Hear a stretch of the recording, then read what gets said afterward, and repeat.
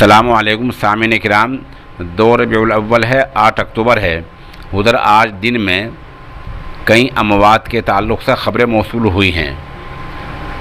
پہلی موت میوات علاقے کے حاجی عبدالقیوم صاحب کی ہوئی ہے، جو تبلیغی جماعت کے سفر میں تھے اور وہ جماعت لے کر 40 دن کے لیے کشمیر کے علاقہ سری نگر میں گئے ہوئے تھے، وہیں انتقال ہو گیا ہے۔ انا للہ۔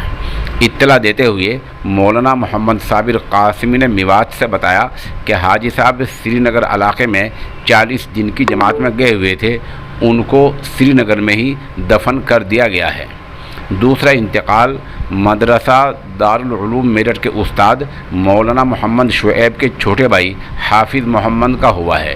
یہ خبر میرٹھ سے ہی مولانا بلال قاسمی نے دی ہے۔